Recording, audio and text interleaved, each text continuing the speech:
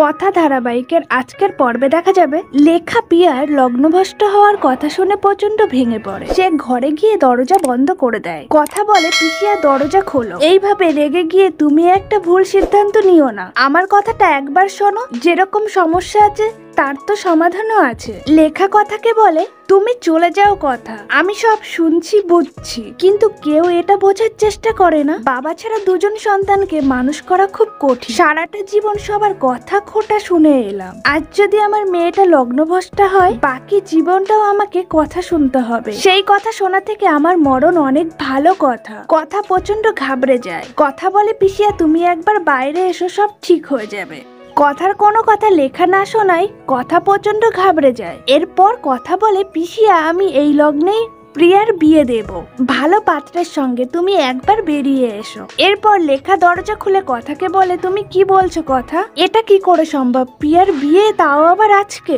আমার মেয়েটাকে কে বিয়ে করবে? এরপর কথা বলে একজন আছে পিসিয়া, আমি তাকে বললে সে না করবে না। এরপর দেখা যায় কথা জুনি আর ঋতু নীলাদ্রিতের কাছে গিয়ে বিয়ের কথা বলে। নীলাদ্রিত বিয়ের কথা শুনে অবাক হয়ে যায়। নীলাদ্রিত বলে তোদের কি মাথা খারাপ হয়ে গেছে? এইভাবে কখনো বিয়ে হয়? কথা বলে দা ভাই আমি বুঝতে পারছি, কারোর উপর জোর করে এইভাবে বিয়েটা চাপিয়ে দেওয়া যায় না। নিজের জীবন দিয়ে সেটা ভালোই বুঝতে পারছি আমি, কিন্তু তুমি বলেই কথাটা বলার ভরসা পেয়েছি। ছোটবেলা থেকেই দেখছি দিন নেই রাত নেই যে কোনো মানুষের বিপদে তুমি ঝাঁপিয়ে পড়েছো। তোমাকে তো সবটা জুনি বলেছে, তুমি বুঝতে পারছো এই বাড়ির লোকজনের কি অবস্থা হচ্ছে। পিসিয়া আত্মহত্যা করতে গেছিল, দরজা বন্ধ করে দিয়েছিল, কারোর কথা শুনছিল না। প্রিয়ার বিয়েটা যদি লগ্নের মধ্যে না হয় তাহলে এই বাড়িতে একটা অঘটন ঘটে যাবে। কথা নীলাদ্রিতকে প্রিয়াকে বিয়ে করার জন্য বারবার অনুরোধ করে। এরপর সেখানে নূপুর এসে আজকের ঘটনা দিয়ে তুমি প্রিয়াকে জাজ করো না, তুমি একবার একটু ভেবে দেখো এই বিয়েটা নিয়ে। এরপর কথা বলে কাকিয়া একদম ঠিক বলেছে, আমি প্রিয়াকে এতদিনে যতটুকু বুঝেছি যতটুকু জেনেছি প্রিয়া ওর বাবার অভাবটা খুব বোধ করে। ও দাদারা ওকে আগলে আগলে রাখলেও কিন্তু বাবা শূন্যস্থান কি পূরণ করা যায়? তাই হয়তো এত ওর রাগ, এত ওর যে। আমি জানি তুমি পারবে ওর মনের কষ্টটা দূর করতে। জুনি বলে আর কিছু ভেবো না দাদা ভাই, এবার তুমি রাজি হয়ে যাও। নীলাদ্রিত বলে কিন্তু আমি বাড়িতে কি বলবো?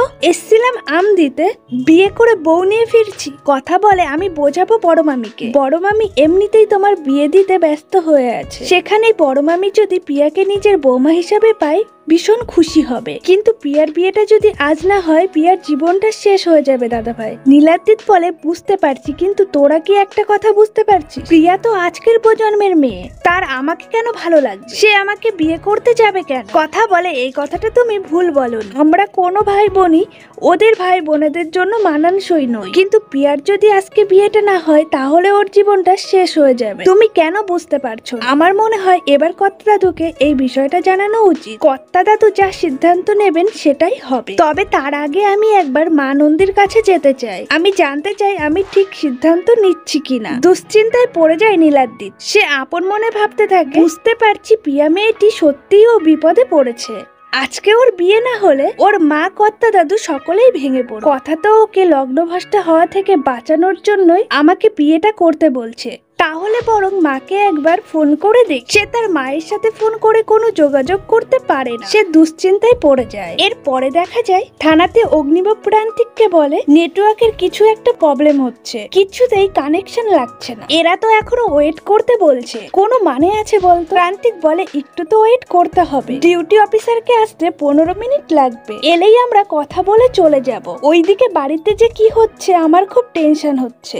অগ্নিব বলে আমার তো চিন্তা গোবর দেবীকে নিয়ে। অঙ্কিত বলে কেন, কথাকে নিয়ে আবার কি চিন্তা? অগ্নিব বলে আরে চিন্তা হবে না, এরকম একটা সময় ও কোনো গবরগিরি না করে, ওর তো পাকামির কোনো শেষ নেই, আর এমনিতেই প্রিয় ওকে পছন্দ করে না, তার উপরে আমি ওখানে নেই, কি যে হবে সবকিছু যেন ঠিক থাকে। এরপর কথা মা নন্দীর সামনে হাত জোর করে বলে আমি তো পিসিয়াকে বাঁচাতে, প্রিয়াকে লগ্নভ্রষ্টা হওয়ার হাত থেকে বাঁচাতে দা ভাইয়ের সঙ্গে প্রিয়ার বিয়েটা দিতে চাইছি। আমি কোনো ভুল সিদ্ধান্ত নিচ্ছি না তো, তুমি আমায় বলে দাও। কথা প্রচন্ড দুশ্চিন্তায় কি করবে কিছু বুঝে উঠতে পারে না। এরপর দেখা যায় মা নন্দীর পায়ের ফুল কথার কাছে এসে পড়ে। কথা ফুলটি হাতে নিয়ে বলে, মা নন্দী, তাহলে আমি যেটা করতে চাইছি সেটা ঠিক হবে বলছো? বেশ, আমি তোমার ইঙ্গিতে দাদা ভাই আর পিয়ার বিয়ের কথা নিয়ে কর্তা দাদুর কাছে যাব, ওনার থেকে অনুমতি নেব। এরপর কথা শশীবাবুর কাছে যায়। কথা বলে, আমি পিসিয়াকে কথা দিয়ে এসেছি, আমি কিছুতেই আজ প্রিয়াকে লগ্নভ্রষ্টা হতে দেব না। কর্তা দাদু বলে, আমিও তো তাই চাই। প্রিয়া যাই করুক সে তো আমার নাতনি, তার এত বড় ক্ষতি হয়ে যাবে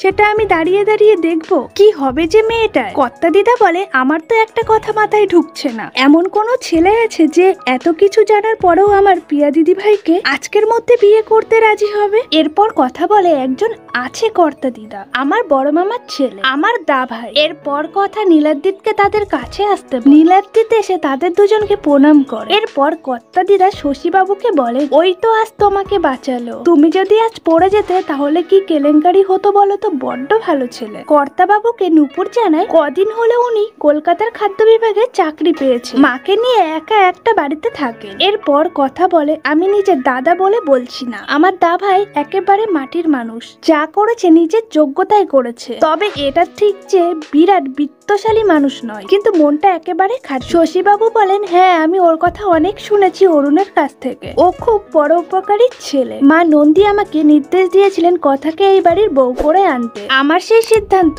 ভুল হয়নি সেটা প্রতি মুহূর্তেই অনুভব করতে পারি। কথা মা একটা সিদ্ধান্ত নিয়েছে সেটা ভুল হয় কি করে? শুধু কথা মা বলেছে বলে তাই তুমি এই বিয়েতে রাজি হয়েছো এমনটা নয় তো। যে মেয়ে বিয়ের মণ্ডপ থেকে পালিয়ে যায় তাকে চট করে বিয়ে করতে কে রাজি হয়? নীলাদ্রিত বলেন, আজকালকার যুগে এইসব কেউ ভাবে নাকি? আমার কি মনে হয় জানেন কর্তা দাদু, যদি কেউ জীবনে একটা ভুল করেও ফেলে তাহলে কি দ্বিতীয়বার জীবন তাকে সুযোগ দেয় না? প্রথমবার ভুল তো মানুষ মাত্রই হতে পারে, আর এইটুকু ছাড় তো স্বয়ং ভগবানও দেন। নীলাদ্রির কথা শুনে শশীবাবু তার স্ত্রী দুজনেই অনেকটা খুশি হয়ে যায়। কর্তা দিদা বলেন, আজকালকার দিনে এমন ছেলে পাওয়া যায় না। কর্তা দাদু বলে, সব থেকে বড় কথা হলো কথা মা এই সিদ্ধান্ত নিয়ে নিজের পায়ে দাঁড়িয়েছে অরুণের দাদার ছেলে আর কথা মার দাদা, তাহলে আমি এই বিয়েতে মত দিয়ে দিই বলো? কর্তা দিদা বলে, আমারও ভালো লাগছে, কিন্তু আমাদের কোনে কি সে মেনে নেবে? কর্তা দাদু জানিয়ে দেয় সে তার মত আর নিতে চায় না। এরপর কর্তা দাদু সবাইকে বলে, এই লগ্নেই আমি পিয়াঞ্জলির বিয়ে দেব। অগ্নিবর বাবা বলে, বাবা তুমি পিয়ার সাথে কার বিয়ে দিচ্ছ? এরপর কর্তা দাদু বলে, অরুণের ভাগ্নে আর কথা জুনির দাদা নীলাদ্রি। বাড়ির সবাই অবাক হয়ে যায়। প্রিয়ার মনে পড়ে যায় দুজনের প্রথম দিনের দেখার কথা। প্রিয়া মনে মনে বলে, ভ্যাবলা চরণ। এরপর কর্তা দাদু বলে, বিপদের সময় যে আগ বাড়িয়ে উপকার করতে আসে তাকে আমি আপনজন বলেই মনে করি। নীলাদ্রি ভালো ছেলে, ঠাকুর মশাই সময় নষ্ট আর করবেন না, বিয়ে এবার শুরু করুন। প্রিয়া বলে, অসম্ভব, আমি এই বিয়ে করতে পারবো না। ম্যান্ডি অ্যানিকে বলে, দেখেছিস কিরকম বুদ্ধি করে কিভাবে নিজের দাদাকে এই বাড়িতে ঢুকিয়ে দিল, কেমন চালাক মেয়ে, এমনিতেই নিজের বোনকে এই বাড়িতে রেখে দিয়েছে, তার উপরে আবার দাদা, এটা কিছুতেই হতে পারে না। দাদা তো সোজাসুজি জানিয়ে দেয়, তোমাদের নবীনদের কারো কথাই শুনতে চাই না, প্রিয়ার মত শোনার অপেক্ষায় আমি নেই। অ্যানি ম্যাডি সবাই কথাকেই দোষারোপ করতে থাকে। প্রিয়া অ্যানিকে বলে, দাদা ভাই ওদেরকে ফোন কর, একমাত্র ওরাই আমাকে বাঁচাতে পারে, না হলে আমাকে এই বিয়েটাই করতে হবে। শশীবাবুর ছেলেরা শশীবাবুকে আর একবার ভেবে দেখতে বলে। শশীবাবু সোজাসুজি জানিয়ে দেয়, আমি আর তোমার মা মিলে সিদ্ধান্ত নিয়েছি, আর কোনো কথা শুনতে চাই না। আমি প্রিয়াকে আদেশ করছি এক্ষুনি বিয়ের মণ্ডপে আসতে, বিয়েটা সম্পূর্ণ করুন। ওর মা মরতে গেছিল আজ, একবার ভাবুক এই কথাটা। প্রিয়া কথাকে বলে, কেন করলে গোবর দেবী তুমি এটা? আমি তোমার কি ক্ষতি করেছিলাম? কথা বলে, দা ভাইয়ের সঙ্গে তুমি খুব ভালো থাকবে প্রিয়া, মিলিয়ে নিও, দা ভাই খুব ভালো ছেলে, মা নন্দীর থেকে আমি এই ইঙ্গিতই পেয়েছি, তুমি খুব ভালো থাকবে। এরপর দেখা যায় প্রিয়ার অমতেই বিয়ের অনুষ্ঠান শুরু হয়ে যায়। জুনি কথাকে বলে, কথা আমি শুধু ভাবছি অগ্নি দ্বারা এসে দাদা ভাই আর প্রিয়ার বিয়েটা নিয়ে কি বল। ঋতু বলে, আমিও সেটা ভাব, তোদের দাদা ভাইকে ওদের জামাইবাবু হিসাবে কি মেনে নেবে? কথা বলে, কি জানি, আর তো কোনো উপায়ও ছিল না, ওরা ভালো থাকবে, দেখিস ওদের বিবাহিত জীবন খুব সুখের হবে। ভিডিওটি ভালো লাগলে অবশ্যই লাইক, কমেন্ট, শেয়ার করবেন। ডেইলি নিত্য নতুন ভিডিও পেতে ছায়াছবির জগৎ চ্যানেলটিকে সাবস্ক্রাইব করতে ভুলবেন না।